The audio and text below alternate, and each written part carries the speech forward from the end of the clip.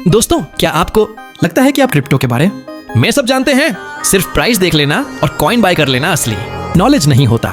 आज मैं आपसे क्रिप्टो के 5 ऐसे सवाल पूछूंगा जिनका जवाब 99% लोग नहीं जानते। और ध्यान से सुनना, अगर आपने इस वीडियो को 1 सेकंड के लिए भी स्किप किया तो याद रखना, अधूरा ज्ञान मौत के समान होता है।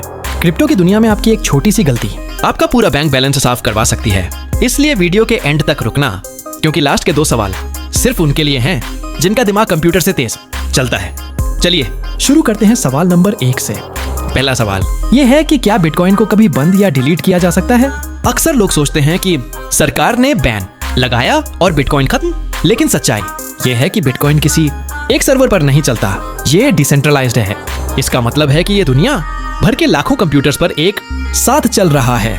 अगर किसी एक देश ने इसे बैन किया तो ये दूसरे देश में चलेगा। जब तक पूरी दुनिया का इंटरनेट और बिजली एक साथ बंद नहीं होती, बिटकॉइन को डिलीट करना नामुमकिन है। क्या आपको यह पहले पता था? अब आते हैं सवाल नंबर 2 पर।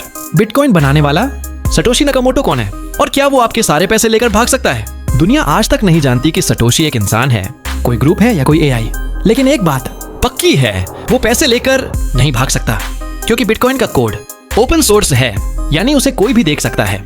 सटोशी के पास लगभग 11 लाख बिटकॉइंस हैं जो 15 साल से हिले तक नहीं है। अगर वो उन्हें निकालने की कोशिश भी करेगा तो पूरी दुनिया को 1 सेकंड में पता चल जाएगा।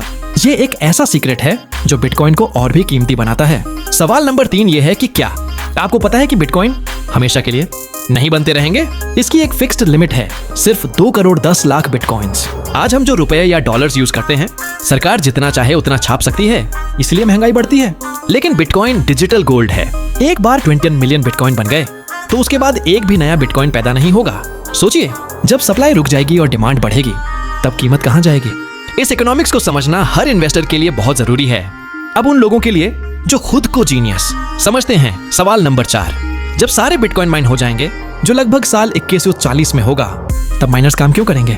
अगर नए बिटकॉइन नहीं मिलेंगे तो माइनर्स नेटवर्क को सिक्योर क्यों रखेंगे? क्या नेटवर्क बंद हो जाएगा? इसका जवाब है नहीं। उस वक्त तक बिटकॉइन इतना बड़ा हो चुका होगा कि माइनर्स को नए कॉइन्स की जरूरत नहीं होगी। वो सिर्फ ट्रांजैक्शन फीस से ही इतना कमा लेंगे कि वो नेटवर्क को चलाते रहेंगे।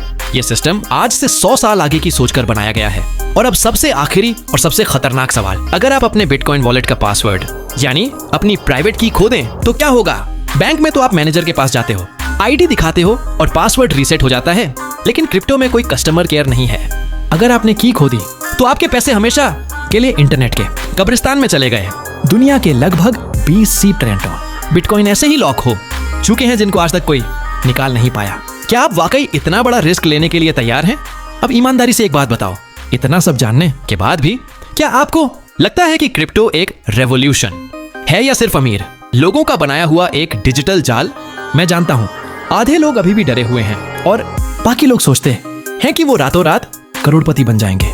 लेकिन सच तो ये है कि 90% लोग अपना पैसा डुबाएंगे। अगर आपको लगता है कि आप उन 10% दिमाग वाले लोगों में से हो जो जीतेंगे, तो अपना लॉजिक नीचे कमेंट में लिखो।